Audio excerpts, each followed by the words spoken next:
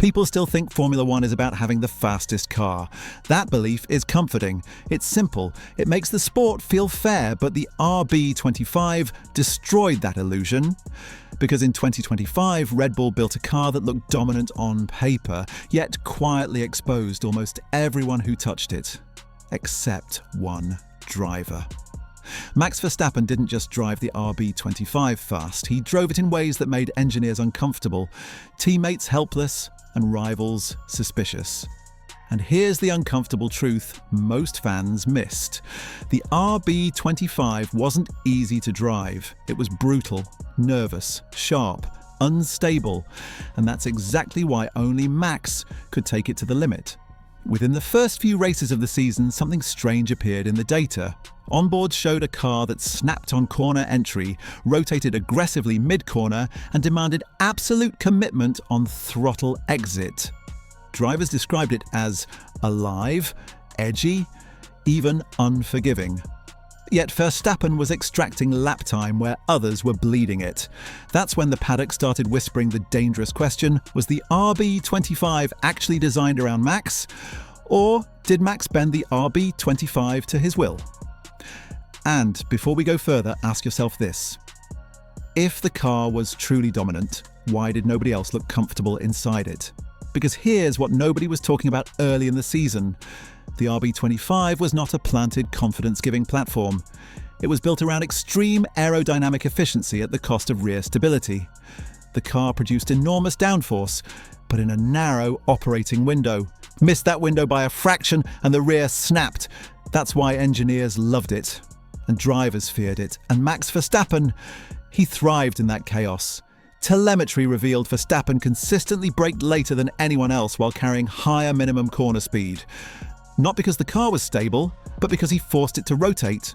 While most drivers seek rear grip, Max deliberately accepted rear instability to unlock front-end bite. That's not normal, that's not taught, that's instinctive.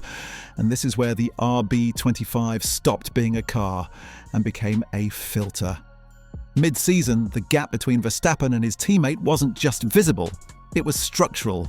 Same car, same upgrades, same engineers, completely different outcomes. Verstappen adapted his inputs to match the car's violent aero balance shifts under braking. He feathered throttle where others stabbed it. He allowed micro slides where others corrected. That difference doesn't show up on timing screens. It shows up in tyre life, exit speed, and race-long consistency. Here's a stat that rattled rival teams. Verstappen extracted peak lap time from the RB25 without increasing tyre degradation, something engineers admitted shouldn't have been possible given the car's setup philosophy. That's not car performance, that's driver override. And right before we escalate this, quick pause. If you enjoy these deep dive F1 breakdowns where uncomfortable truths get exposed, hit subscribe right now. Not because the algorithm demands it, but because missing the next one would hurt more than locking up into turn one on cold tyres. Now let's talk about why this matters. The RB25's aerodynamic philosophy relied heavily on aggressive floor sealing and ultra-responsive front aero. That meant the car punished hesitation. If you lifted even slightly mid-corner, the aero balance shifted violently. Most drivers instinctively backed off. Verstappen didn't. He committed harder, that's the difference. He trusted the car because he understood its breaking point and intentionally danced just past it. This is where fear enters the story. Fear isn't about crashing. Fear is about uncertainty. And the RB25 was full of it. Every corner demanded trust. Every braking zone demanded belief. That's why Verstappen's rivals didn't just lose time, they lost confidence. And once that happens, the gap becomes psychological. But here's the twist nobody wanted to admit. The RB25 wasn't actually the easiest car to win with, it was the hardest, and Max Verstappen was the only one willing to suffer for performance. At one point, engineers quietly acknowledged that Verstappen was using steering inputs that would be uncomfortable for most drivers. small corrections, late rotation, controlled slip. That's not aggression, that's risk calculation at 300 kilometers per hour. Now let me ask you something. How many drivers would willingly drive a car that feels like it's constantly on the edge of disobedience? Exactly. And this is where Act 2 begins. Because the pressure didn't just come from rivals, it came from inside Red Bull. As the season progressed, Red Bull faced a dilemma. Do you soften the car to help others, or keep it sharp to maximize Verstappen? That decision quietly shaped the championship. Updates continued to favor aerodynamic aggression over drivability. Why? Because when Verstappen unlocked the ceiling, the performance gain outweighed the cost. And that's when the RB25 became something dangerous, a Verstappen amplifier. Rivals noticed, drivers noticed, even commentators began hinting that Verstappen wasn't just faster, he was operating in a different dimension of control. Some compared it to Schumacher's ability to dominate unstable cars, others to Senna's obsession with front-end response, but the common thread remained. Most drivers avoid instability. Max hunts it. Here's a number that matters.